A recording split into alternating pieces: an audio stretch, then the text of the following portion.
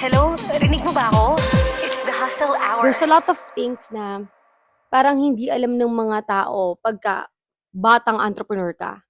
Kasi katulad yan, ako, I dropped out sa high school. Nung grade 11, doon ko na-realize na parang hindi ako pang school. Pero hindi dito para sa lahat. Kasi akala ng mga tao, parang wala lang, parang bulakbol ka lang, gano'n, di ba? Pag nag-drop out ka sa high school. Pero reality is, hindi naman lahat gano'n. Ako na including nun. So, nung grade 11, one time, yung teacher ko, nagtuturo siya about sa business, parang may mga ganun sa mga grade 11. Yeah. Tapos, nakita ko yung teacher na yun, nagtuturo siya ng business, pero wala siyang business. Schools do that. Like, why? Why are you teaching me business if you don't have a business? Alam mo yun? Siguro ano na yun, parang it's a way na to inform student na maraming trajectory ang pwede mong puntahan kapag pagka-graduate mo. Oh. And I think dun yun yung medyo may misconception minsan ang mga especially student and graduating, especially grade 11s and 12s going to colleges. So marami talagang choices in life. Siguro yun yung isang masasabi natin. There's a lot of choices in life na kailangan mo yung consider, especially when you're entering that era na, yung mga sa 11, 12. Diba? But what did not make sense to me was, why would I listen to a teacher that does not have a business? Although if you are teaching me business to educate me that I could be a business owner, parang feeling ko hindi eligible yung teacher na yun. At least for me, that is the feeling that I felt back then. And dun ko na-realize na, teka lang, hindi to yun eh. Hindi to yun. If I really wanna do business, kasi bata pa lang ako, mga grade 12 nga, di ba? Bagets pa ako nun. Wow, bagets. Nung time na yun, parang, Bagets. eto na yun, I really want to go out of school and to find what business is for me. Pero syempre, back then, nung 19, 18 years old ako, I did not know what business that I will do. Parang hindi ko alam na fast forward 2025, ngayon, kumikita na ako ng 6 digits sa business ko na digital product selling. Hindi ko to na-project at all. Basta nung bata pa lang ako, I had a vision for myself. Sabi ko, kahit hindi ko alam yung gagawin ko, gusto ko mag-business. So, boom, nag-drop out ako. And taking note, kaya din ako nag-drop out is the fact na wala rin kasi kaming pera. Yeah. Alam mo yun, wala rin kaming pangkain, ganyan. Dumating sa panahon na yung kinakain ko, yung Skyflakes na durog lang sa bag. Yeah, Seryoso! that has been a staple story. Honestly, I want to learn more about that. Kasi yun yung staple story, kumbaga sabihin natin, isa sa mga backstory mo. Yeah. Before ka talagang nag-decide at nag-transition na, nope, I am not doing this and I am pursuing my idea, my dream, which was making a business. Yeah. Like, what's the background story of it? Background story, simple lang. Una, wala kaming pera. Given, kaya durog na Skyflakes na kinakain. Una, wala kaming pera. So, I needed to step up a notch. And even though I was a child, feeling ko I was a child back then, to be frank with you. Like now, when I became 25, 24, 25, sa totoo lang, to be frank, parang feeling ko ngayon lang din ako nagmamatured in a way na mas in-depth. Pero nung unang time, nung nag-drop out ako, ang inaisip ko lang, gusto ko lang tumulong sa parents ko, yun lang. Kasi nga, wala na kami kinakain and all these things. So, doon ako nag-start na mag-venture out ng iba't ibang businesses. Nag-try na ako mag-makeup sa mga tao. Nag-try ako magbenta ng silog meals. Nagbenta ako ng mga ukay-ukay na damit. Sapatos, tsinelas, sandals, bags, mga panglalaki. Tapos, na-try ko din mag-dropshipping. Nag-try din ako ng mga, alam mo yung mga para mga design na pwede mong ibenta, gano'n na parang NFT, ganyan. Dami. Tapos, ano bang mga na-try ko? Na-try ko din mag-DJ dati. Ano pa bang hindi ko na-try? Sa totoo lang, ang dami ko na na-try. Like, kumbaga, in summary na lang. And then, after me trying out a lot of businesses, that's when I found myself starting digital product selling business, like all of a sudden. And ang hindi alam ng mga tao when you're starting a business, parang akala nila, boom! Ito na yung business idea na yon. Ito na yung winning na idea. That is the truth. Yeah. Which is actually hindi. Yeah. Then actually isa yun sa mga turning point kung bakit nandito ka ngayon, 'di ba? Yun sa lahat ng mga businesses na na-try mo, like yung literally yung profile mo as an entrepreneur and also as a business owner talaga is really amazing. So I wanted to also parang go deeper pa when it comes sa ano yung pakiramdam na, for example, you're jumping into business to business to business noon before mo nahanap yung the one, which is this business that you have right now. Diba? Like, do you feel disheartened kapag nagfe-fail yung business mo? Or do you feel parang, hindi, may ray of light. There's like a ray of hope na, hindi, this is not the end. Yeah. So, that's one of the deeper questions na naisip ko ngayon.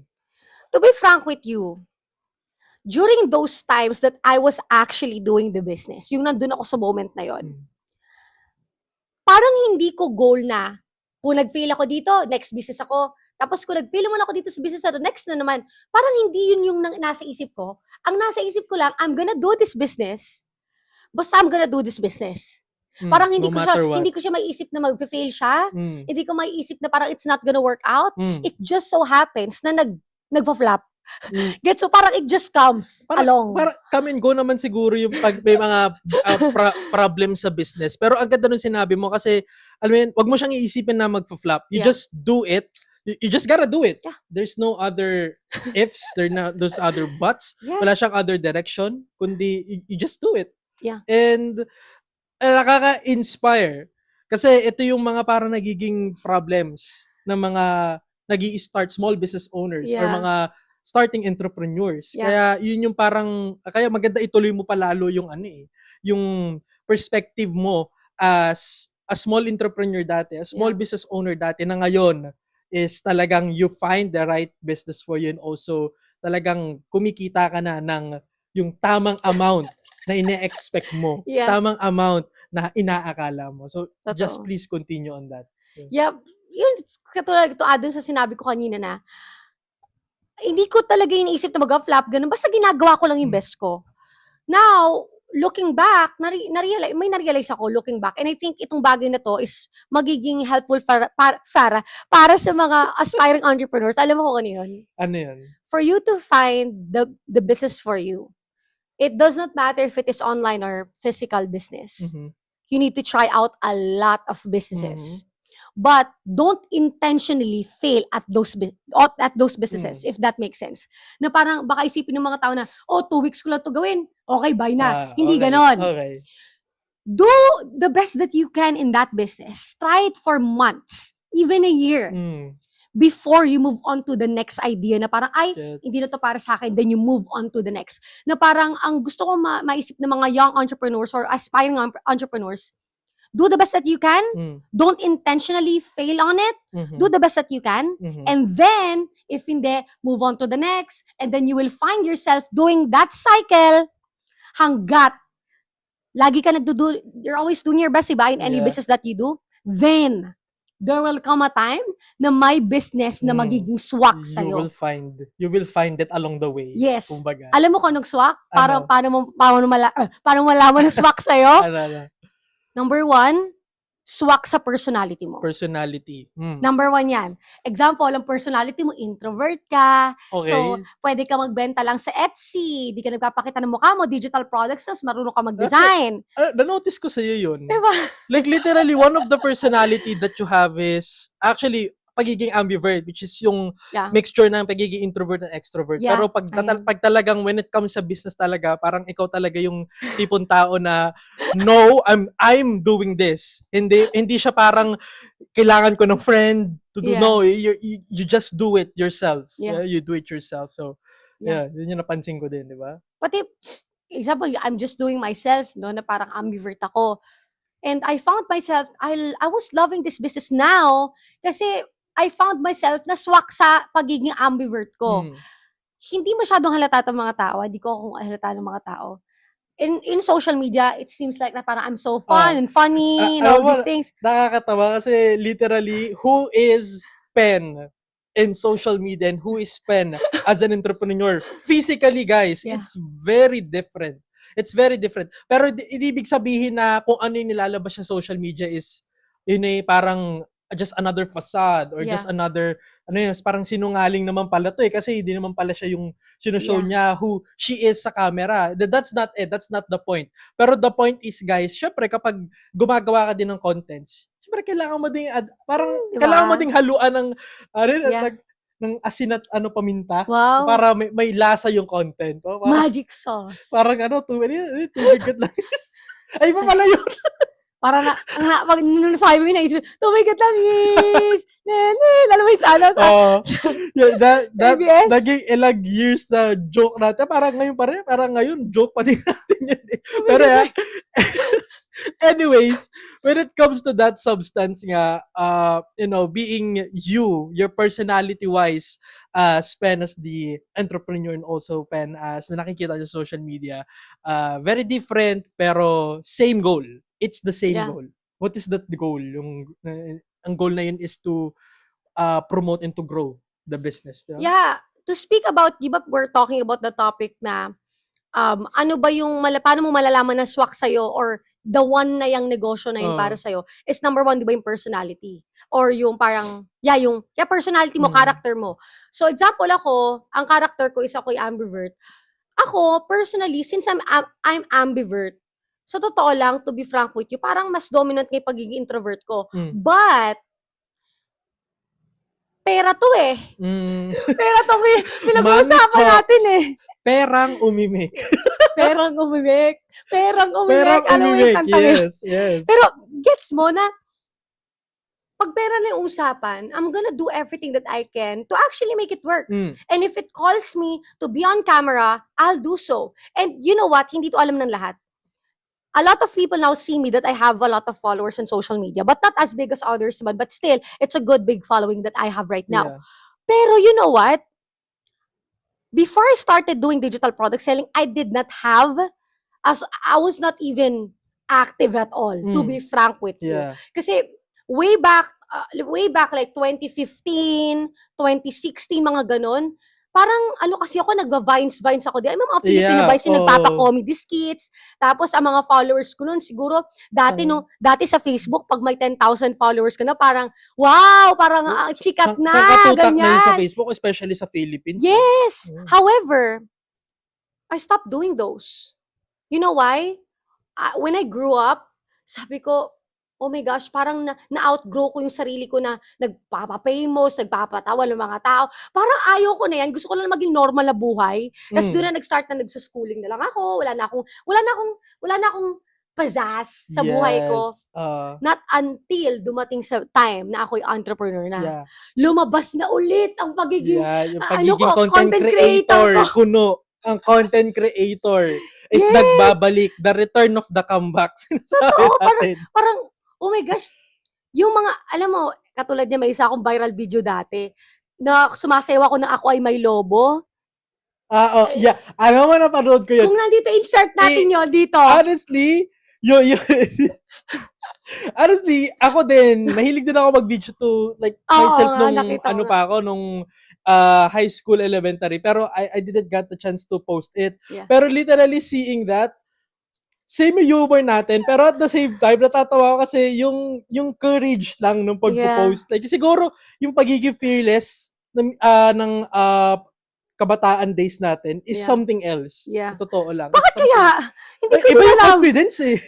Pagkabata ka, parang, wala, bakit kasi lahat? Ganun ang dating, no? You just don't really care. Para ganun. And somehow, when we grow up, it feels like we're so invested sa opinions ng iba, no? I think it's just something normal as you grow up. But you can work on that naman. Kasi mas maganda na, yung sarili mo lang, yung sariling opinion mo lang is nag-matter sa'yo. Kasi pagka sa iba, nagiging toxic din sa sarili mo. But to go back do sa topic natin, character ko, nakita ko na swak sa negosyo na digital product selling.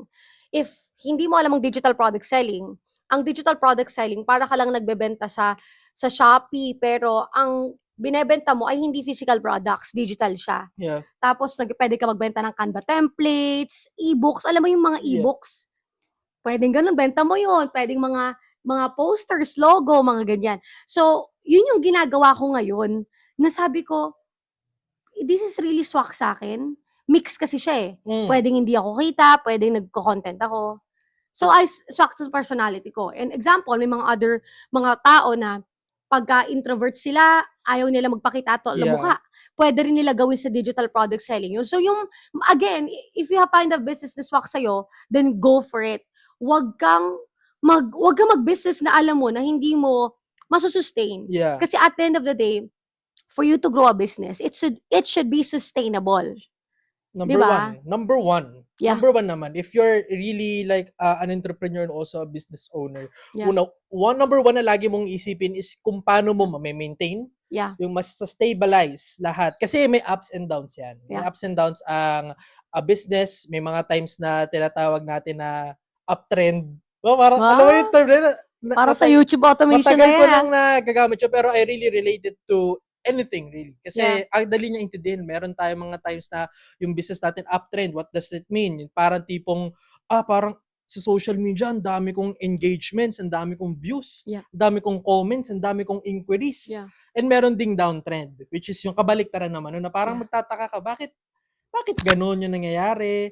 Bakit madaming mga hindi magagandang nangyayari doon sa videos? May mga negative comments, sabihin natin, or may mga low views, may Yeah. mga low engagements. So tatanong ko din sa'yo, like, ano yung mabibigay mong tips sa mga taong, alam mo yung tawang, hindi nila ma-juggle yung sarili nila kapag nag-uptrend, nagda-downtrend? Kasi siguro isa to sa mga nagiging dahilan kung bakit ang isang entrepreneur, small business owner is napapaisip na baka this business is not for me.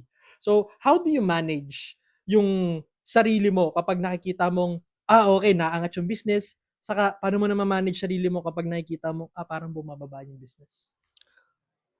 Honestly, that's normal, to be frank with you. If a person is not ready for the uptrends and the downtrends of their business, they should think twice if they want to start a business.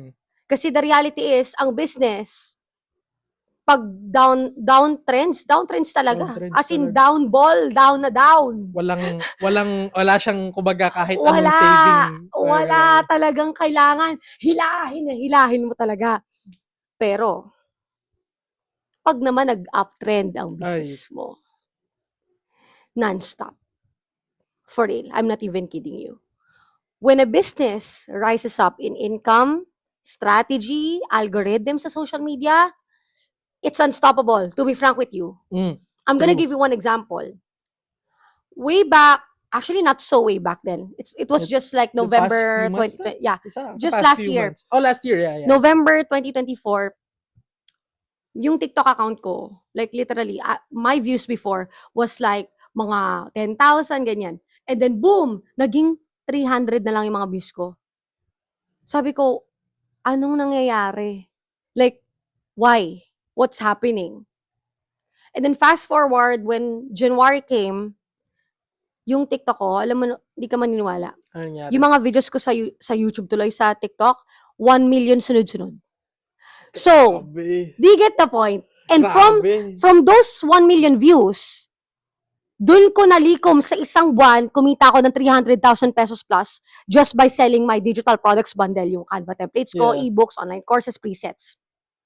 Who would have thought? No, Right? Who would have thought? And that is how a business goes if it's in the uptrend. Pag ikaw ay nasa downtrend at nag-give up ka agad, you would not know. Hindi ko alam. The next few months pala, it was November, right? Yeah. I did not know that December, okay, lumipas, but I did not know na January ganun kalaki. I did not know that. Yes. I did not know that. Siguro, yun yung yun yung parang, like, the context of managing yourself in the uptrend and also downtrend area. Don't like, give up. Don't give Don't up. give up. As in one thing lang talaga yung nag-remain consistent, which is consistent. Diba? C. Grammar. Confident. Check. C. Confident C. Okay, sige. Consistency. So let's talk more about consistency before tayo mag-move sa confidency. Joke lang. Sa confidence before. Sa consistency muna tayo. So, ano ang secret ng pagiging consistent as you, as an entrepreneur, and in your business really? Paano maging inconsistent sa ganun? The reality is ito. Number one, what I always mention sa students ko, even, actually sa'yo, kay mami, ang lagi ko nasasabi, alam mo ko, no? Hindi pera ang kailangan mo to start a business. Isang bagay, lakas ng loob. Kasi kahit gaano kadami ang pera mo, I have seen multiple of my students, they have a lot of money. Obviously, a lot of people have money. Kung iniisip ng mga tao, so wala naman pera mga dito sa Pilipinas, that's impossible. There's a lot of people that has a lot of money here in the Philippines, True. plus abroad. Now, even though that they invest to me, that they want me to teach them digital product selling, we do coaching calls and all these things, napapansin ko sa kanila, they have this feeling na they can't do it. They have this feeling na they're not gonna make it in this business. So, sa nagpapatak yun? Dun sa lakas ng loob. Yes. Na kahit gaano kadaming pera mo, even though that you invest a lot in ad spend, anything in the business at all, kahit nga hindi digital product selling, kahit anong negosyo, kung wala kang lakas ng loob, you're not gonna be able to sustain the business. You know why? When you start a business, it's normal that it's quiet. Yeah. Nothing's happening. Nothing. Literally, literally, the only thing that's moving is you. The views are low. Okay? The sales are low or even none. Yan, guys. Alam mo yun? Like literally, alam mo, aba sinasabi mo yan, like literally nakinig ko bigla sa loob ko na kapag entrepreneur ka pala, dapat you are a needle mover. Diba? Needle mover. Parang, alam mo yung tipong kapag sa kotse, yung parang yung gauge sa, yung parang dashboard mo sa una, naaangat yung speed mo. Yeah. Parang sabihin natin yun yung needle. Yeah. Tapos, ang entrepreneur dapat mover ka, hindi ka dapat parang umandar, consistent ka ng gano'n. No. Kapag halimbawa naging entrepreneur business ka, talagang yung needle dapat it's going up non-stop. Yeah. Non-stop. And that's one thing na I really admire pagdating sa'yo. Kasi you really are yung lakas ng loob. Yung, I would say, the needle mover talaga. I try my best. Yeah, she tries her best, guys. She tries her best, pero grabe na lang. Check nyo na lang yung socials niya. Makikita niyo kung ano yung best niya. Promise, guys. Yung best niya, akala ko kapag viewer ka ngayon ng podcast ito, sabihin mo lang, yung best, parang ganito lang naman yung kinikita, guys, no? Hindi. Promise. May iba pa kayo matututunan tungkol kay Pen, hindi lang sa pera, hindi lang sa tawag dito, sa mga strategies, kundi yung sinasabi niya lakas ng loob din, yung kung paano mo ma-enhance yan, di ba? Then that's one thing na talagang I really admire you about. So, ayan. Next tayo dun sa question ko, kasi baka mawala na sa isip ko. May mga chances kasi na nasa dulo na. May hindi ako na-continue kaninang point. Gusto ko i-share sa kanila. Sige. So, una, for you to find the business that's for you, number one, you need to have a business na swak sa personality mo. Number two, kailangan swak sa budget mo. No. Ayan kailangan yan. Kasi if you're gonna start a business that has high capital, like example, franchising na mga 50,000 pesos, 20,000, mga stall like French fries and all these things.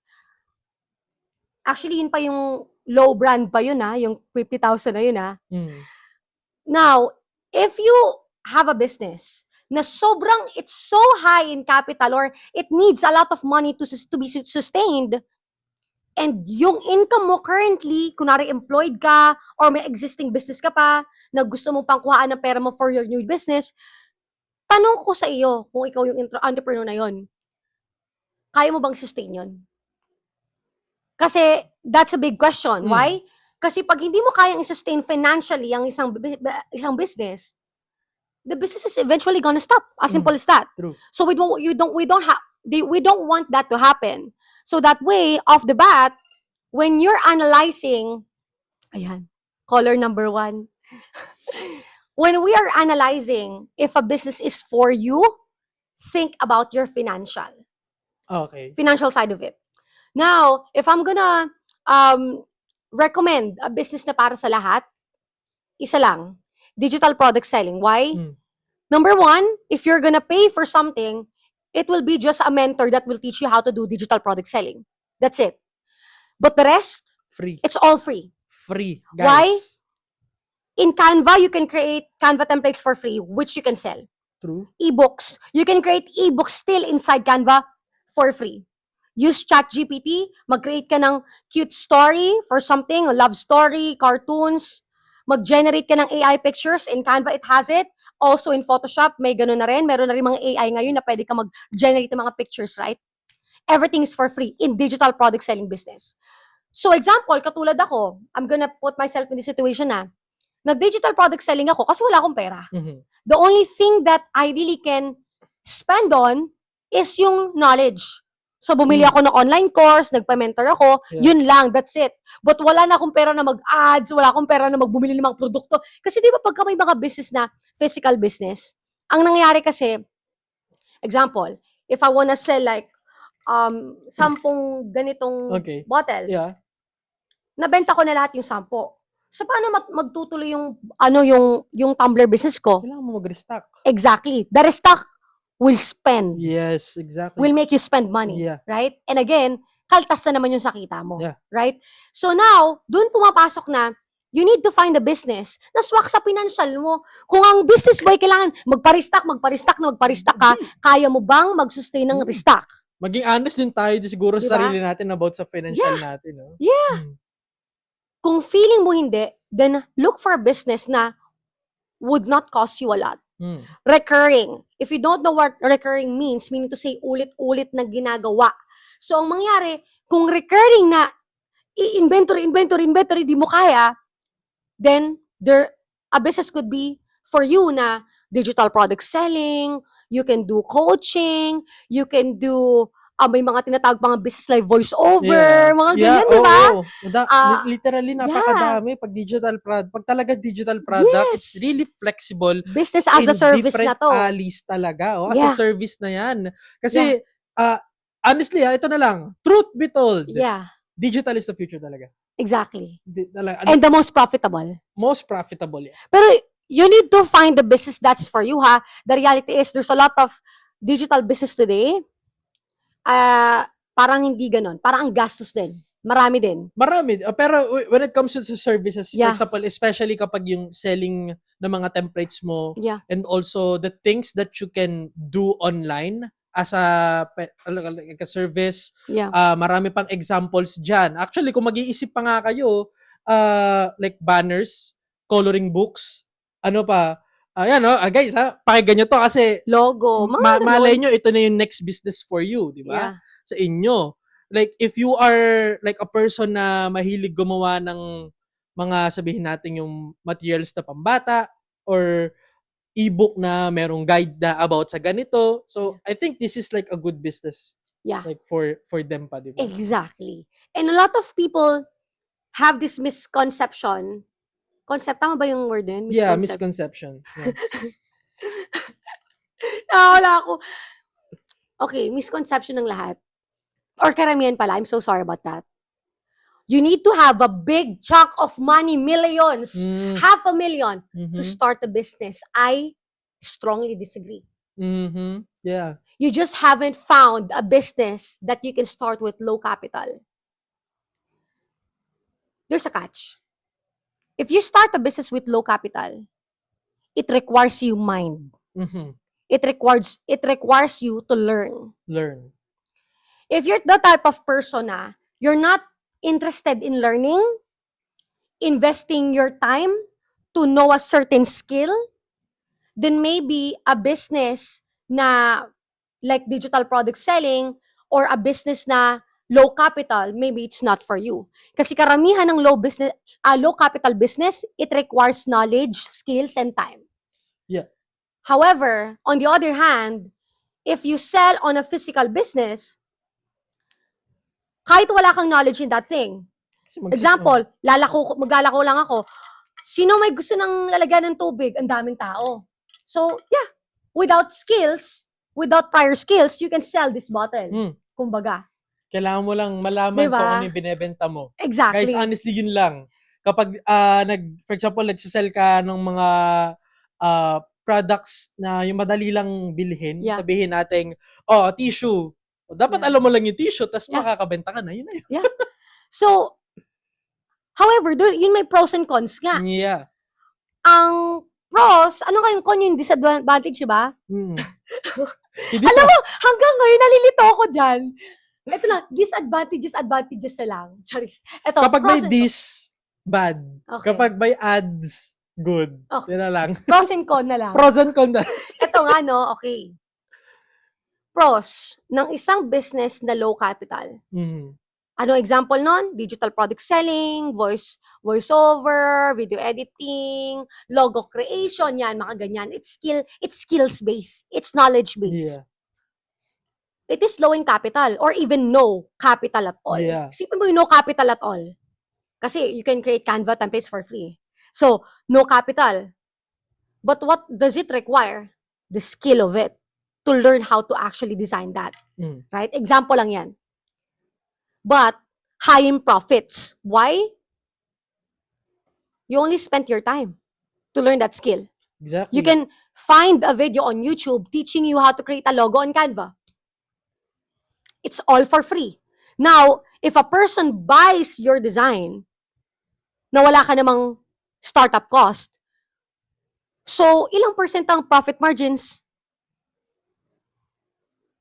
100%. That is the patunay. Exactly. Talaga. That is the patunay. That's the yun yung mga pros. If you are having a business na low in capital but high in skill. Mhm. On the other hand, if you have a business that is physical, that needs inventory, yung pros dyan, kaya mo mabenta kasi alam na ng tao to eh.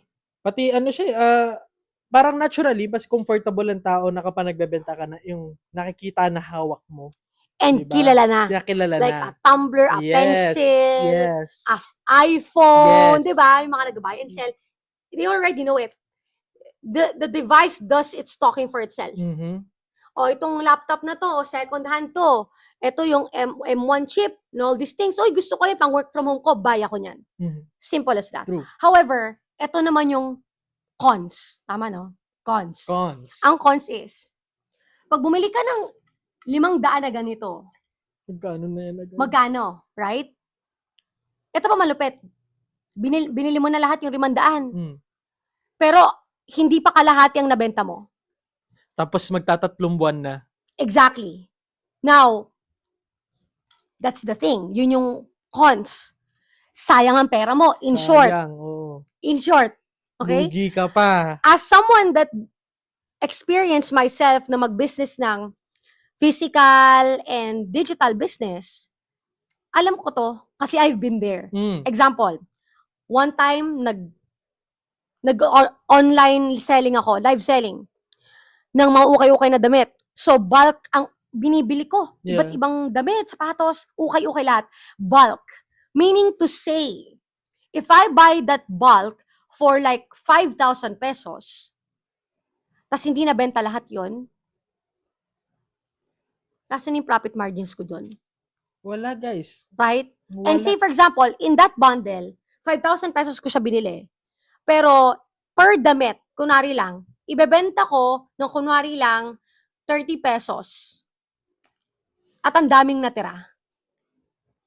Instead na kumita ka ng malaki, parang naging pantay lang. Do you get what I mean? Yes. Na parang instead na nag-exceed ng profit ka, ang nangyari, na ROI mo lang yung 5,000, which is that should not be the case in business. Exactly. The goal in business is for you to earn much higher amount than the initial capital. Actually, ang goal pa nga kapag gano'n, dapat double the money. Exactly. Or Nababalik sa'yo. triple, Triple. or quadruple. Exactly. So, think closely yung mga tao. Asang part ka dun? If you want to start a business with no capital or with capital but just a mentorship na magtuturo sa'yo how to do it, or marunong ka mag-research, then you can do it for free. You need to really invest your time. Mhm. Pagka low income business, low capital capital. business.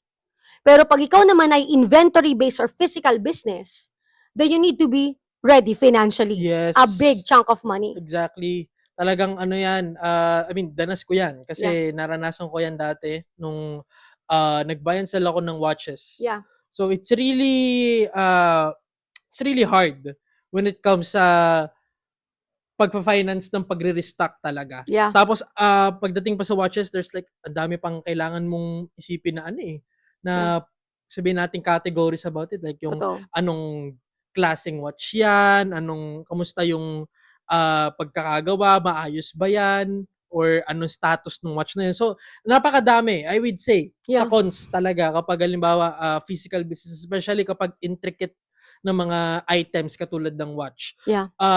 Tapos ikukumpara mo siya sa digital product, which is I would say pro kasi siya. And I've worked with a lot of different clients for the past 5 years. Okay. And alam mo yun, parang working for them and also learning kung ano yung mga backgrounds ng mga binebenta nilang mga digital products din. May mga laging client ko na digital products din ang ginagawa nila. Like literally, napaka-low ng binabayad. Siguro I would say nataas lang yung binabayaran nila kasi nag-a-ads sila. Yeah. And I think mako-cover natin yung discussion na yun soon. Yeah. Yung tungkol sa ads. Yeah. Yung ad spend na yan pagdating sa social media. Yeah. Pero other than that, yung cost ng ginagawa nila, like for example, yung hourly rate ng, for example, the coaching calls that they have, and also yung services na sobrang daming benefits na knowledge na makukuha mo sa mga ganon. That's why, digital product, I would say, kasama yan sa mga uptrend na naman ang gagamitin kong word. Gasgas na kaagad, unang podcast pa lang. Pero I would say digital product is included on the uptrend business sa mga dadating pang taon. Ito, I have to agree. And the thing here is, sabi ko nga sa'yo, na pag-usapan natin kanina, misconception, kailangan malaki lagi pera mo. But that's really not the case. If you're someone na wala kang pera, you really want to start this business, I highly recommend you to learn a skill. That's it. Any skill. Marunong ka kumanta, sumayaw, magturo ka sa mga tao kung paano kumanta. Marunong ka sumayaw, magturo ka sa mga tao kung paano sumayaw. Magturo ka, create an ebook, marunong ka sa Photoshop. Gumawa ka ng ebook na nagko-cover how to use the fundamentals and the functions of Photoshop. Yes. A lot of things that we do right now in the daily basis, that's buhay natin, baka may isang bagay na pwede kang ituro.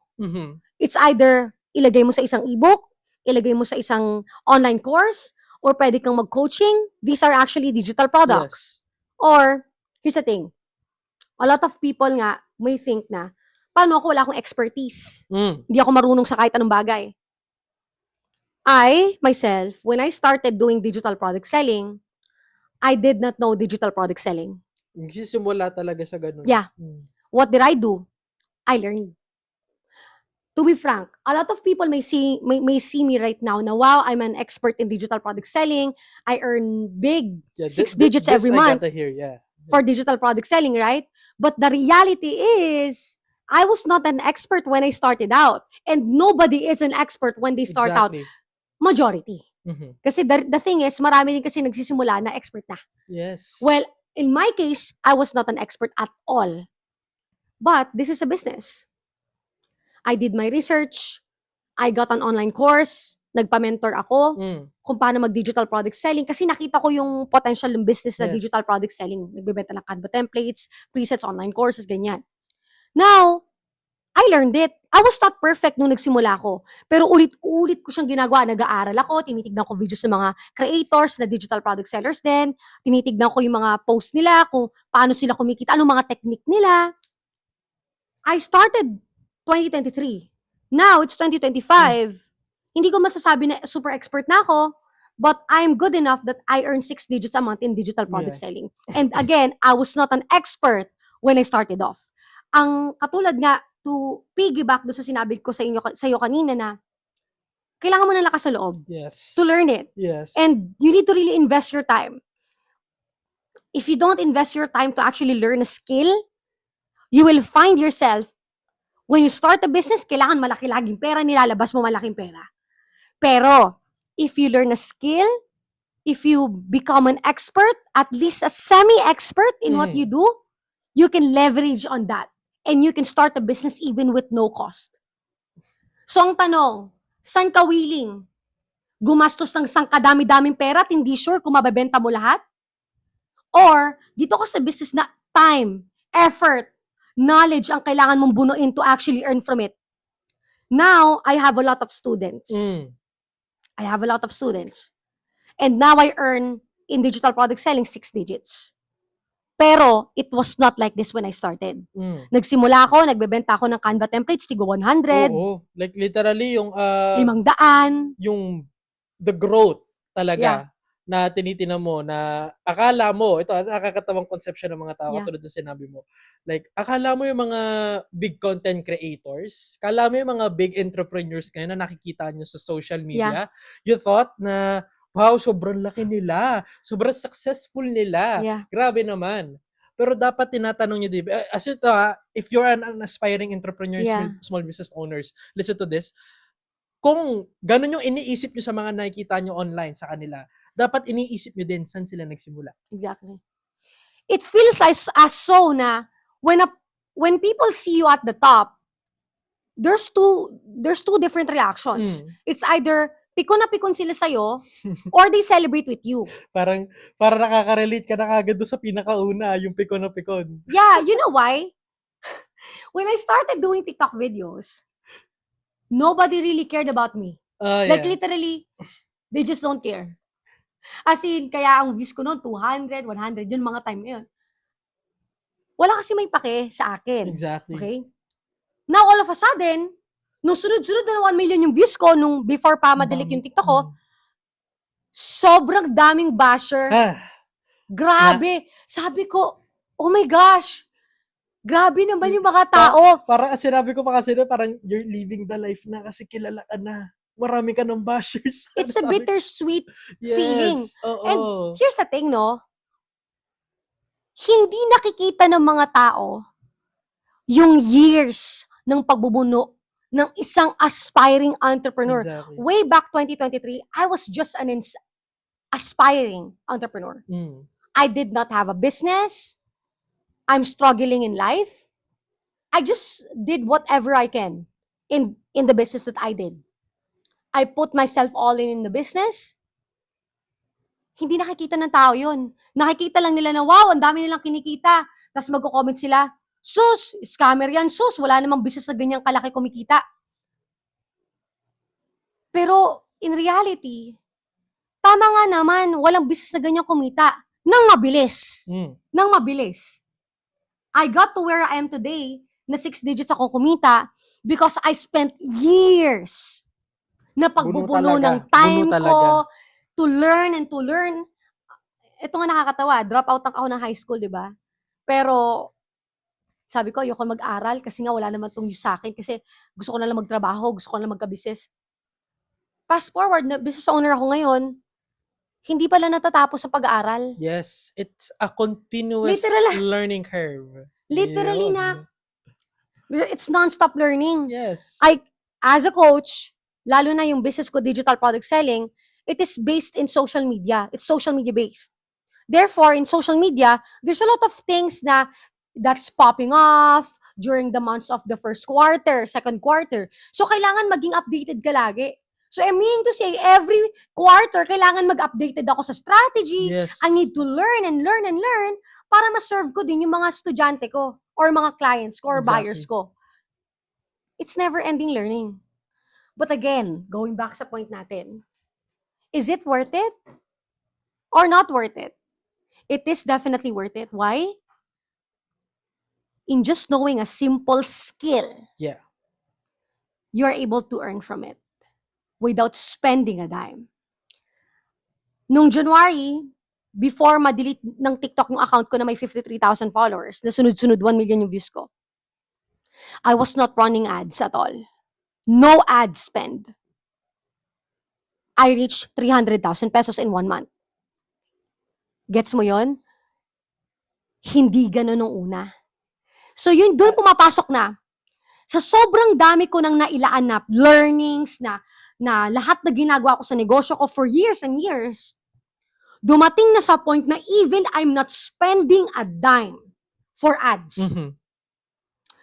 yung aking binebentang digital products, hindi ko naman yung binibili, hindi inventory yun eh. It's just digital. Andiyan na yun eh. Nung binili niya na yung digital product, sa'yo na yun. Exactly. So, yung product na yun, hindi ko na kailangan bilhin, meaning to say, it's just there. I can sell it unlimited time. So, therefore, in the month of January, I reached 300,000 pesos, no ad spend, no inventory spend. So, tatanong ko sa iyo ngayon, saan napunta yung 300,000 ko? Nakainino lahat yun? Nasa'yo. Exactly, that's the point. Walang ibang pinuntahan. Pero kundi sa'yo. ang point nga niyan, ganun ba kabilis na nangyari yon? Hindi. Pag nakikita nila yun na it's too good to be true, well, it's actually real. That's actually too good to be true.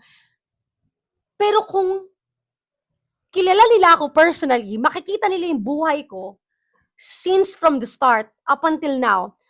Literally, I don't know why people even tell that I'm a scammer or I'm too good to be true. Wherein I don't even have a sports car. Hindi relatable. I don't even have a mansion. Ang bahay ko na to, it's good enough. My car is good enough. Hindi pa nga ako naka-sports car or mansion. Scammer na agad ako. Right? So what more na if you have, I'm even planning to have a sports car very soon sa awa ng Panginoon. But ang point here is, they don't see the process. When you're at the top, people only see yung main picture na marami kang pera. But they don't see yung process na ginawa mo, yung time na ni-spend mo, yung mga iyak mo, yung pagpupuyat mo, yung nagkakasakit ka. Alam mo yun, if I can even share to people na there's a lot of heartbreaks in business po You know it because you're my partner in life. You've seen me fall down. You've seen me to times that I feel like I'm just gonna give up. You've seen me na kinikita ko lang sa business ko 30,000 a month. You've even been with me in the time na 5,000 a month lang yung kinita ko in this business, right? Yeah. And again, people don't see those things. They just see na marami kang pera ngayon.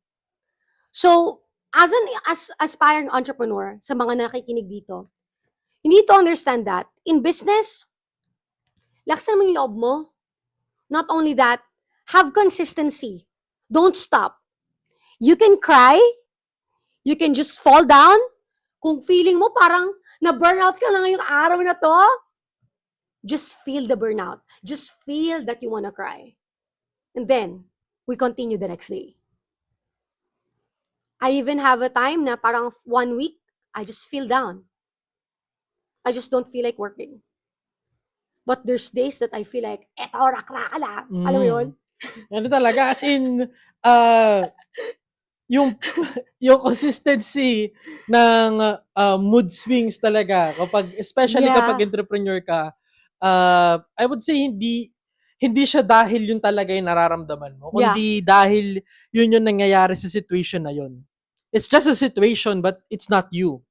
Diba? It's a situation, it's not you. So, grabe lang yung journey talaga. And also sa mga listeners sa mga nanonood ngayon. Like, yung journey nyo, guys, yung journey nyo, i-treasure nyo din yan. It really matters. Yeah. Nagsimula si Pen sa talagang, for example, is 5,000 monthly yung kinikita ng business, 10,000, hanggat dumating na sa nagsi-6 digits na ang kinikita niya. Diba? And that's all thanks to God also for the guidance and also the knowledge that He gave you talaga. And ayun guys, yung pag-iingat nyo sa journey nyo and also yung mga sinabing tips ni Pen about sa lakas ng loob, consistency, gawin nyo lang yun. You just do it. There's no other way. Yeah. There's no other way to do it. There's no other way to... Walang shortcuts dito, guys. Yan yung difference ng mga nagsasabi ng scammer daw si Pen at sa mga taong naniniwala na tunay nga na yung ginagawa ni Pen is hindi scam kasi kumikita talaga. Kasi siguro ang iniisip nila shortcut ang mga ganitong bagay. Exactly. Hindi ganun, guys. Exactly. Hindi ganun. When you are truly an entrepreneur, also a business owner talaga, hindi mo iisipin na meron bang mas madaling way na magawa yung mga ganito, wherein guys, talagang dadaan ka talaga sa butas ng karayom. to Exactly. get that knowledge, to get that, alam mo yun, to get that bag, to Yon! get that bag. Pero that's true, guys. Yeah. Like, kahit sabihin natin na marami na mga tools ngayon na makakapagtulong sa'yo Yeah. para mag-grow ang business mo or mag-grow ang iyong brand online. Pero still, kailangan mo pa rin aralin yung tool Exactly. Wala ka naman, ginamit mo yung tool, wala kang alam. Siyempre, aralin mo din yung tool. That's also important, di ba? And, guys, ulitin ko lang ulit, yung just pag-aalaga nyo sa journey nyo, it's very important. It's very important. As sa ginawang pag-aalaga ni Pen sa kanyang journey talaga. Yeah. And to piggyback doon sa sinabi mo, sus, too good to be true yan. Kasi nga, hindi nga nila alam yung proseso. Exactly. Or it's either, they know, ito lang yung mga nakikita ko nagsasabi na, sus, hindi totoo yan. Usually, ganyan gato yan. Usually, ganyan ang mga sinasabi ng mga tao. There's a couple of reasons I assume to myself at least. Again, this is just me, my personal assumption. Number one, they have not tried the business at all in their life. Exactly. They haven't tried it at all. Okay? Number two, they have a physical business. So they don't believe in digital businesses. Baka ganon. Number three, they actually tried the business but failed. Yan lang ang mga tatlong nakikita ko whenever they say na imposible na kumita ka ng malaki sa isang online business. The thing here is, ako personally, I'm gonna give you one example. I tried dropshipping. And I was dropshipping shoes, Korean shoes, Shopee dropshipping, shoes, Korean, damit, mga ganyan. I did not earn a single dime at all. Pero is it scam?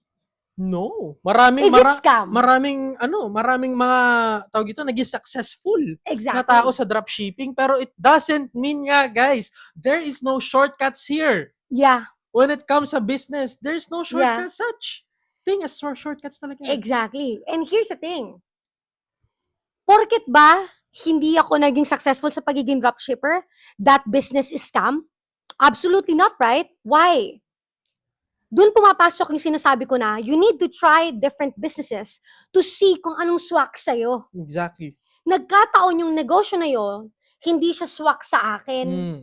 Financially, even the process of it, parang hindi ko kaya masyadong techie. Hindi ako super techie.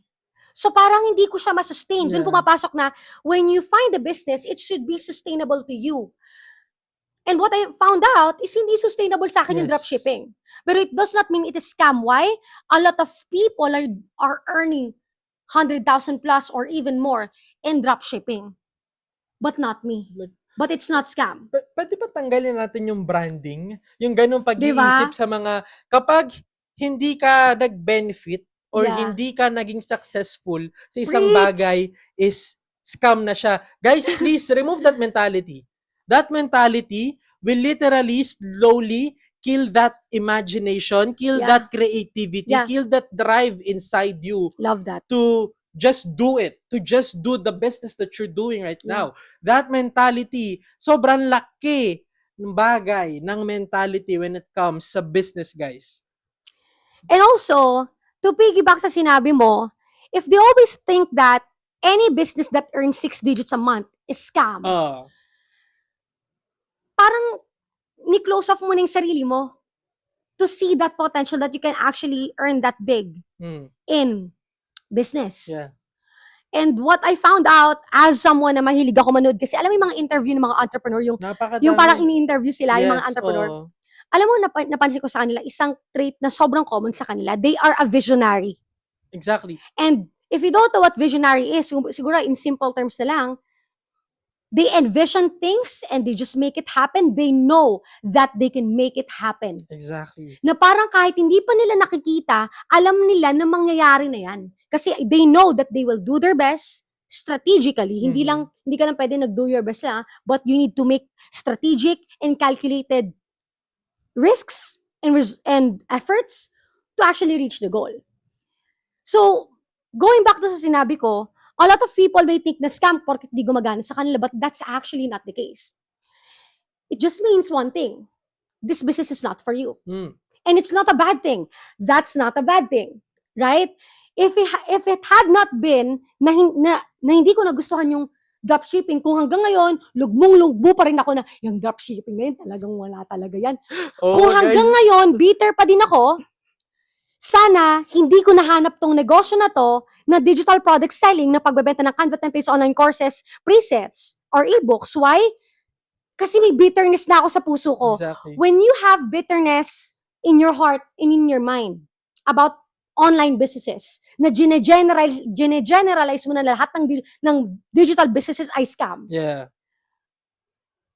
you are limiting yourself, actually not limiting, you're hindering yourself to discover the online business that will be swak sa'yo. Why? Exactly. Kasi you're closed off eh. Kumbaga parang, ang point dito, example,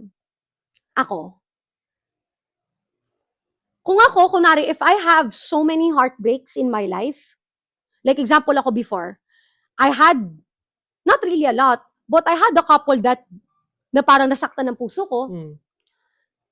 I had a lot of things in my life that happened that really broke my heart. But if I generalize everything that's gonna happen in my life, that's gonna break my heart, lahat na mangyayari sa akin, sasaktan lang ako. Mahirap yun. Then, I would not meet someone like you. Wow! Naging romantic. Sorry nasira. Business talk pero naging romantic. Sorry nasira ako, nasaktan ko pagka-love team nyo. Kumbaga point lang, di ba? If I had not opened my heart again in a way na love is not always about heartbreaks. Ganun, it's part of it. So, kung ni-close up ko yung sarili ko na lahat ng tao, sasaktan lang ako. Kung yun ang nasisip ko, hindi ako magiging open to meet you. Even if I had met you, I would close you off. Right? Ganun din sa business. Exactly.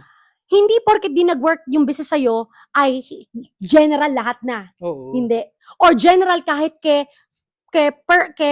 physical business, kay online business, basta kumikita ng 6 digits, galit ka lang. Ayaw mo na. Hindi ko malalaman na may digital product selling. Doon papasok na, laksa mo loob mo, be a visionary.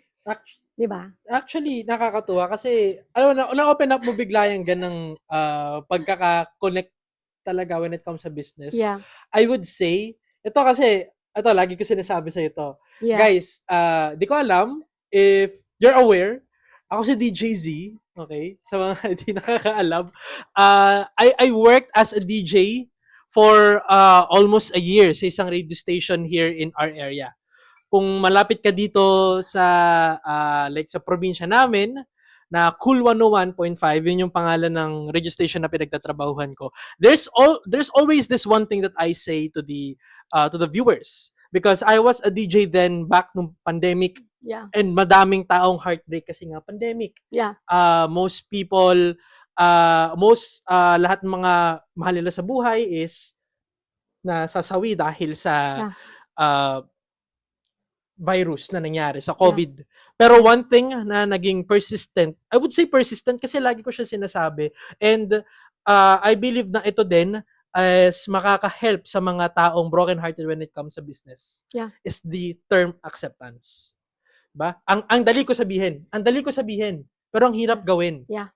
Why is it so? Because there's no other way, there's no other direction for you to move forward. And it's important for you to move forward when it comes sa business. Kaya ka nga needle mover, kaya ka nga visionary. Yeah. Kaya ka nga may lakas na loob to go forward. Pero pag hindi mo inaccept na, okay, sige, maybe this business is not for me. Okay, sige, nagkamali ako ng decision, nagtiwala ka agad ako. Okay, mali yung decision ko, mali yung ikot ng pera ko. If you do not accept that, personally, na nangyari sa'yo yon, wala. Mananatili siya sa puso, mananatili siya sa utak natin, mananatili siya as a personality natin. And yun, sabi ko nga, mentality is very important when it comes sa business. Entrepreneurs should have that fighting mentality, that never back down mentality, that John Cena line, never give up mentality when it comes sa pagiging entrepreneur talaga.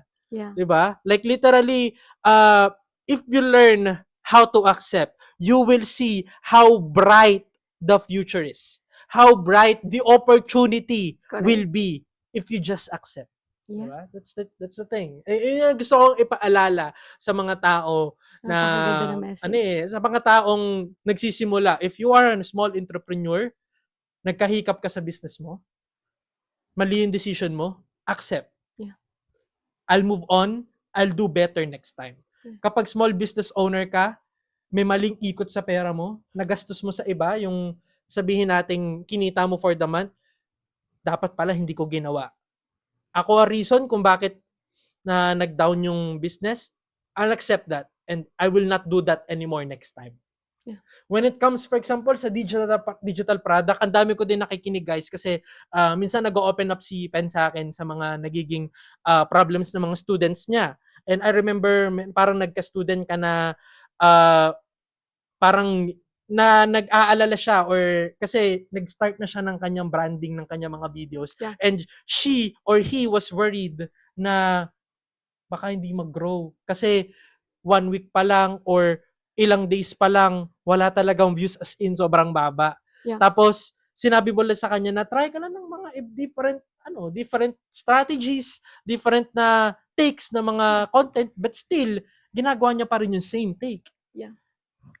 What if ko ang ginawa niya is they accepted it na okay, baka hindi nga ganitong style ng video yung nag-work sa akin. Yeah. Just accept it na okay, parang hindi nga dapat ganito yung pananalita sa yung paano yung action ko sa video. Accept it. Mahirap gawin yon. Mahirap. Guys, don't get me wrong. In every aspect of human life, accepting is one of the hardest thing that you need to do. And as an entrepreneur and also as a small business owner, katulad ni Pen, she needs to accept na may mga ganung nangyayari. And also, she needs to accept na not everything is going up. Yeah. Not everything is is going well. Yeah. May mga down times talaga. Kaya yung reminder ko, also always to her and always sa mga aspiring na business owners and just accept and move on and do better next time. So, yeah. May Alam mo, madadagdag ka ba dun? actually, sobrang ganda ng sinabi mo. Sobrang ganda ng sinabi mo. Kasi acceptance, it goes like a lot of ways in business, lalo na. A lot of people, it feels as so they're always in denial. Na parang instead you just need to just accept it. If you really did your best, you've been doing this business, or kung ibang business ang ginagawa mo, feeling mo hindi na talaga, okay, just accept it. But be still open for new opportunities for you. Exactly. And for me, a lot of people, they are in a corporate setting, job, and then they switch to business, and then after nun, hindi feeling nila, hindi para sa kanilang negosyo, then they go back sa pagtatrabaho. But the reality is, ganun talagang buhay eh. You need to really assess what's for you. Actually, not even business-wise, even in life.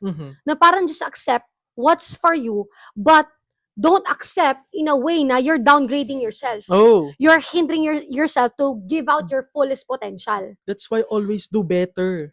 Even though that you practice acceptance, make sure that acceptance that you make as a decision ay may kalakip. Wow. Tagalog na Tagalog. Alalim na. Pero hindi ko alam yung English na hindi ko, baka connected. Ganun ba? Na, may kalakip na magandang desisyon. You're accepting the situation and this is what I'm gonna do instead na mas maganda. Exactly. Gets mo? I'm gonna give you one example, ha? Like example, what happened to you? You started this watch business. It earns naman. Pero sabi ko, parang meron pa tayong pwedeng mailaki na ano dyan. Sabi ko, what if kaya, you can now focus being a freelancer. Kasi that's super your forte. Accept natin na ngayon, hindi pa natin matutuloy yung watch business. But you can become, instead, a 6-digit earner freelancer. Yeah. What if ganun na lang? So what did you do? You basically stop muna sa business kasi you know na yung business na yon parang hindi pa masyadong kaya masustain. But now, here you are, a 6-digit earner, freelancer. Mm. Yun yung sinasabi ko na when you're doing, when you're making a decision of acceptance, kailangan may kalakip siyang magandang desisyon Exactly. na hindi lang, bibigyan kita ng example na acceptance na maling-mali na wag mong gagawin sa buhay mo. Ito yung recommendation ko lang ha. Recommendation na galing kay Pen. Guys, pakinggan nyo to. Accept ko na lang na mahirap na lang kami buong buhay ko. Accept ko na lang na di hanggang dito na lang kami ng pamilya ko. Yun yung acceptance na that should not be the That's case. not, like literally, hindi porket na, tawag ito, you accept things Yeah. is, everything is going, kumbaga, going well na kaagad. Yeah. It's not, hindi nga siya instant eh. Yeah. It's not instant. There's no shortcut about it. Yeah. Guys, when you're like accepting things. Yeah. And here's the thing. I say this because I experienced it myself. Again, I did not have enough food, kaya payat ako. Noon, nung di pa ako nag-business, yung kinakain ko, Skyflakes sa bag. Pag pumunta kami sa mga relatives sa amin, pinapakain sa amin, tira-tirang isda. Alam mo yun na parang, I felt those times. That's why I say these things now. Mhm. Kasi, nung time na na-determine ko na hindi ito yung buhay na gusto ko, kahit, take note, ang dami na naming utang ng pamilya ko, kasi wala kami pambayad ng renta Mhm. sa apartment. And yung apartment namin medyo tabi pa ng daga, parang ilog. Sabi ko, hindi ito yung buhay na gusto ko. Hindi dito yung buhay na gusto ko. Hindi ko alam kung paano. Pero gagawin ko lahat para mahanap ko kung anong gagawin ko para maiangat namin kami. Hindi ako nag-aaral, wala at all. Pinapalayas na kami sa apartment namin. Talagang pinapasa Diyos ko na lang na, Lord, gagawin ko ang lahat Yes. para mawala kami sa sitwasyon na to. Exactly. That's the time when you program yourself, na hardly program yourself, na naisip mo na pagdesisyonan mo na ayaw mo na to. Yung alam mo yung tipping point. Yes. Kasi pag wala ka pa sa tipping point, hindi nangyayaring ganitong moments. Wala kang magiging leap of faith, kumbaga. Exactly. Kasi di ba pagka nandun ka na sa peak mo, parang, that's it.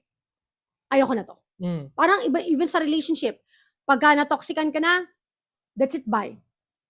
I'm gonna move on with my life. It's the same here in life. The time that I decided na ayoko na to, I did everything that I can. Doon na sinabi ko sa'yo na nag-live selling ako, nag-makeup ako ng mga tao. Ang dami kong ginagawang side hustle. Hanggat napadpad ako sa panahon, come 2025, I'm now a 6-digit earner, monthly earner in digital product selling. Doon papasok na, when you're gonna, again, going back sa topic natin, when you're gonna accept the fact sa isang bagay, make sure na may kalakip na magandang desisyon yan. Hindi accept ang isang bagay na pa-downgrade ka, na hindi mo makikitang fullest potential mo, na hindi mo mag-give out the best thing, the best life for your family. If your acceptance ay may kalakip na negative na mabibigay mo sa pamilya mo at sa sarili mo, then that's a bad choice. At least for me, this is just my personal opinion. Pero if your acceptance is, oo, hindi ako nakapagtapos ng pag-aaral, pero hindi ibig sabihin nun, hindi ko maangat ang pamilya ko sa hirap. Yun yung acceptance na maganda.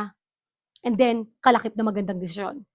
And now, looking back sa nangyari na yun, I really thank God. Kasi, the reality is, not a lot of people come to that decision. Not a lot of people come to the peak of their emotion na ayaw nila to. Sometimes people don't go to that peak of emotion hanggat hindi pa lumipas na ang dekada. Gets mo? Hanggat hindi lumipas ang maraming taon, bago nila na-realize yun. It's not too late, but they could have done it earlier. But again, nothing is too late. Yes. And sa awa ng Panginoong Diyos, laging sa Diyos lang papuri ko. Talaga. Thank you, Lord, kasi pina-realize mo yun sa akin before pa umabot ang dekada. Because now, I'm 25 and I'm happy in my life. Na kung hindi ko na-realize agad na ayoko na tong buhay na to, alam mo yon, hindi siguro ako nandito sa panahon na to. Exactly. Kung hindi ka mapupunta sa sitwasyon na kailangan mo mag-decide na talaga, parang it's now or never, hindi ka mapupunta sa desisyon na life-changing.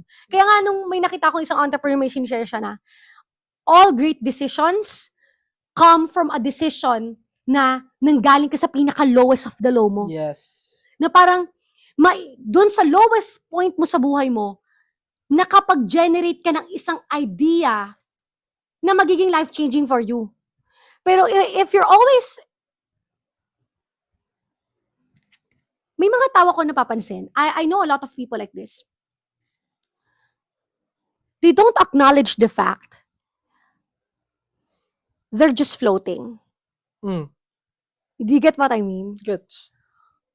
Hindi nila napapansin na they're just going with the flow. And again, there's nothing wrong with that. A lot of people I know na you're just going with the flow. But again, there's nothing wrong with that. But,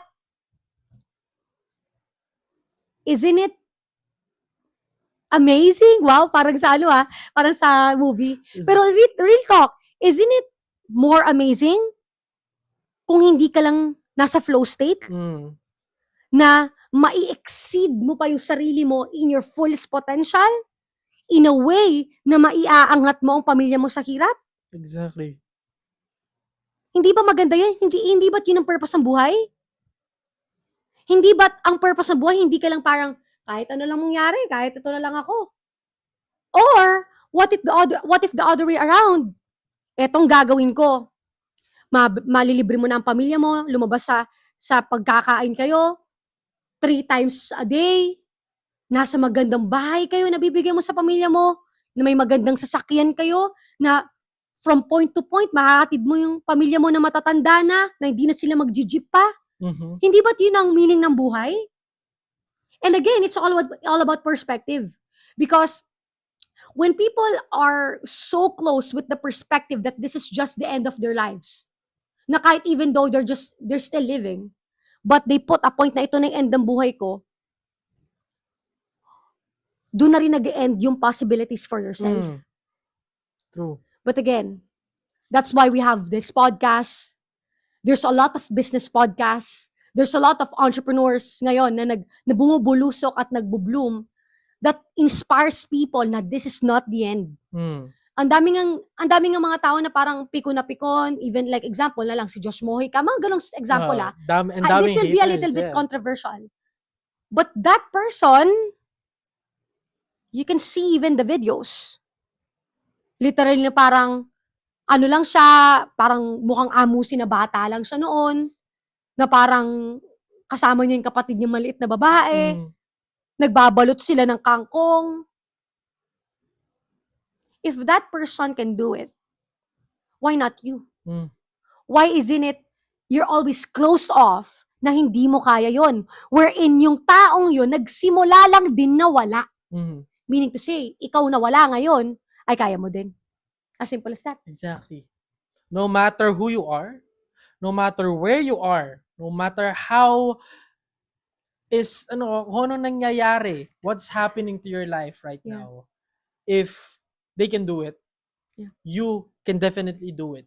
It's just a matter of accepting the right choice, the right decision in life that can potentially give you the biggest breakthrough in your life. Yeah. And actually, I don't believe there's a right decision in life, but there's such thing as you can do trial and error to see kung anong mag-work para sa'yo. And then, nandiyan na yung perfect na decision for you. Pero again, nobody's perfect, but at least, a thing na swak na talaga sa'yo. So, sa mga aspiring entrepreneurs na nanonood ngayon, all I just want to share with you is, don't put limits on yourself. No. May gusto kang gawin, like even for real, may gusto kang gawin ngayon. You wanna become a singer. A lot of young kids ngayon, they wanna be a singer. Be a singer, go! Go for it! Just go for it. Alam mo, may isa pa nga ako na-inspire Yung, alam mo, yung Dilaw, yung kumanta ng, bakit uhaw? They're just friends. Mga magkakaibigan na gusto lang mag-post. Ayaw ko mag-ano, pero kilala ko kasi yung singer, pero sige. Di ba? They're just random friends. They just had a dream. They had their camera on, binidyohan nila yung music video nila na hindi naman high production, na wala lang, trip na nila mga kaibigan na kumanta. It's their passion. It does not matter to them kung may manunood o hindi. Ang importante, masaya sila. Exactly. Do it. Ito pa, while you're young, Yan. do everything that you want. Of course, strategically and calculated, ha? Yes. Huwag yung parang waso. You wanna become a singer? You wanna start doing crypto? You wanna start day trading? You wanna start designing? You wanna be a pro athlete, pro gamer? Just do it. Sa batang edad mo ngayon, maraming panahon ka pa na pwede mag-fail. Exactly. When you have a lot of time to fail, therefore, kasalungat, you have more time to win. Exactly. Right? Make mistakes. It's okay to make mistakes. Yun na nga eh. It's okay to Alam make mo ba? mistakes. It's okay to make mistakes. Alam nyo ba guys, hindi mo mararating yung tamang right or the right thing for you, right decision or right like business, right something in your life if you don't have mistakes. Yeah. Hindi mo Mandatory It's yan. actually a requirement for you to be successful, honestly. Yeah. You need to fail first. Yeah, fail. Fail. Dahil ang kasunod doon ay win. Yes. Alam mo, a lot of people, they're stuck in the cycle of failing. It's okay to fail. Ulitin ko sa inyo, I tried sangkatutak na negosyo, sangkatutak. Every business that I did, it failed. Not this one business that I do now. Mm-hmm. Now, kung hindi nag-fail lahat yung mga business na yon, how would I know? Paano ko malalaman yung negosyo mag-win ako? That's why failing is mandatory. Kaya, ngayong palang, bata ka pa lang, you want to start a business, do it. Or you want to start anything, just do it. Makikita mo, sunod-sunod yung failure mo, pero makikita mo, mag-win ka. Mag-win ka. Definitely. Exactly. You know why? When you do something regularly, every single day, you just do it every day, you're just gonna become an expert at it. For real. Kahit ayaw mo maging expert ka. Totoo. That's Di true. ba? If you do things talaga consistently, Ulit-ulit mo lang ginagawa eh. magiging, like, literally, makikita mo, meron palang mas, sabihin natin, mas madaling way to do this, Yeah. or may mas efficient way to do this, because you're doing it, sabihin natin, 1 taon na, 2 taon, even like years, as I'm talking about years with triple, quadruple, or 5 S's, talaga na ginagawa mo, literally guys, hindi mo pwedeng hindi ka magiging expert doon. Yeah. It's just normal that you're gonna be an expert. Therefore, if you become an expert in what you do, or you become the best in what you do, natural na papasok ang pera. Right? If you wanna become a vlogger, kunwari lang, mag-post ka araw-araw sa TikTok, post ka lang ng post, kahit ang gusto mo, i-post. Ito nga nasabi ko sa isang coaching call ko with my students last time. 100 videos posted equals to 1 viral video. That's so powerful. Grabe. Yung 1 viral video mo na yon, ito na nga example, baka hindi mo to alam masyado kasi hindi siya mahilig mag-social media. May isang, tawag dito, trans woman. Alam mo, sabi niya, sobrang Latina. Yun, yung viral video na yon. She posted tons of videos on TikTok before magkaroon siya ng viral video na sobrang Latina. Ang ganda mo, grabe, yung video na yon. And then, with just 1 video viral of her, sobrang dami niyang endorsement. Grabe. Sunod-sunod ang event, sunod-sunod ang endorsement. That's a mere example na if you do everything that you can every single day, ulit-ulit mo lang siya, may isang araw na mananalo ka dun sa ginagawa mo. Mm-hmm. It's okay to make mistakes. It's okay. It's literally okay. Now, a lot of people are also watching us. They are of age. Meaning to say they're not young. Meaning to say na wala na sila sa 20s, nasa 30s above na sila. Oo. Is it too late for you? Absolutely not. Absolutely not. Walang pinipiling ano yan. Yeah. Age. Wala. Age is just numbers, guys. Yeah. Remember that. Always remember that. Yeah. Age are just numbers. Yeah. And you know what? I do have students who are like 40 years old, 50 years old. They still want to do digital product selling. Why? Life does not stop. Exactly. As long as you're living, may gusto kang gawin, you want to start digital product selling, just do it. Walang masama, di ba? Walang masama. And a lot of people may think na, eto na yung edad ko, siguro eto na lang ako. But the reality is no. You still have a lot of things that you can do. Just like yung mga bagets and yung mga of age, still there's a lot of things that you can do eh. Lalo na, I'm sure. There's two people na nasa 30s above na. It's either they have money or they don't have money. If you have money, hindi ko na kailangan sabihin pa sa'yo, kayang-kaya mo yan, sure ball. But if you don't have money, I encourage you to take time to learn a skill. Any skill and leverage on that.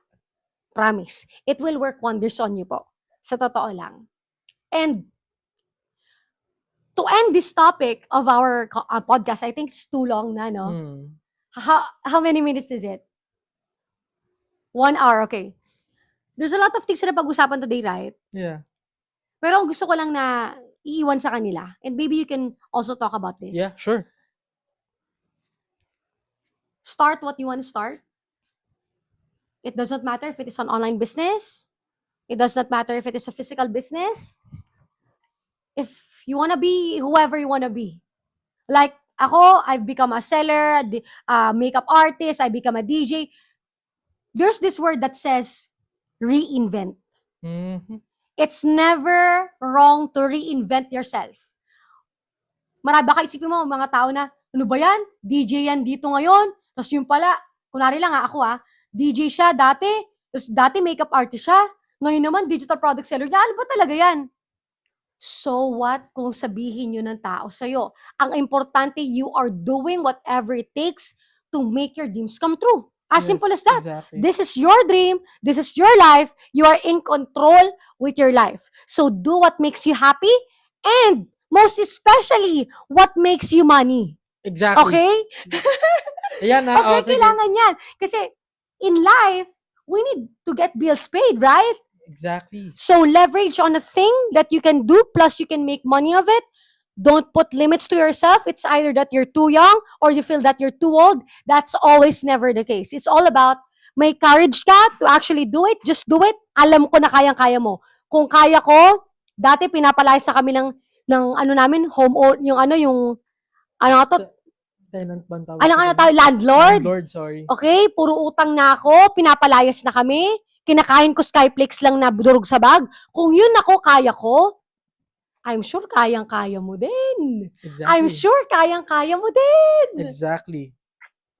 And it's just magsisimula sa 3 words, 3 salita na sinabi niya kanina, ni Pen kanina. Lakas ng loob, guys. Lakas ng loob. Literally, you do those, iniisip mo na magfe-fail ka? No. Huwag mo isipin na magfe-fail ka. Huwag mo isipin na magfe-fail ka.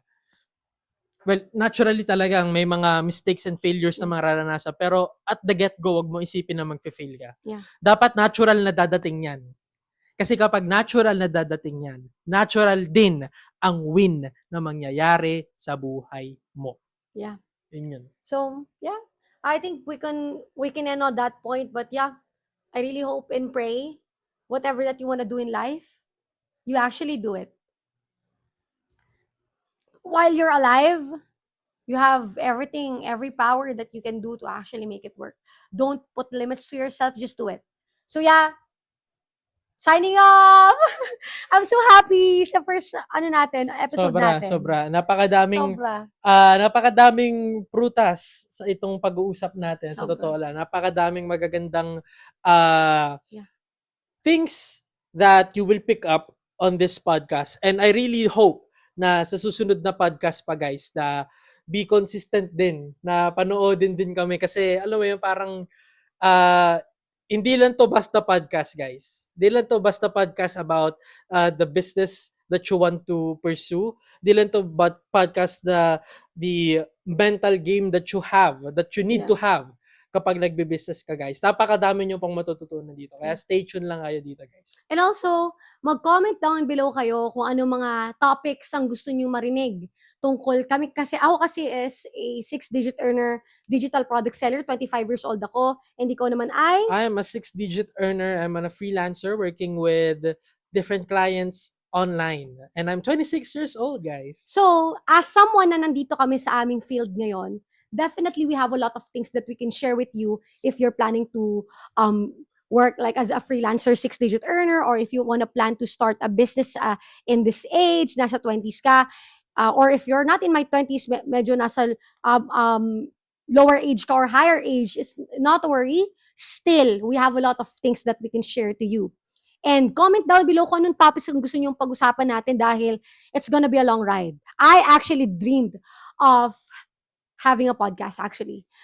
Parang sabi ko, it would be so nice to just talk about what's in my mind, what's on your mind, that we can share with them. Kasi hindi lahat ng tao ay nakakarinig from real people na yung with the real experiences. Yes, exactly. Ayan. So, yeah, thank you so much for watching. And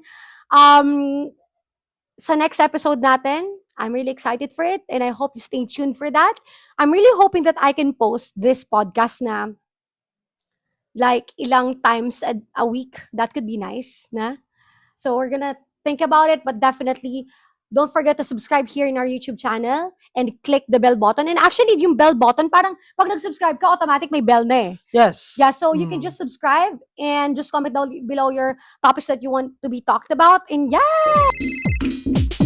Hello? Rinig mo ba ako? It's the Hustle Hour.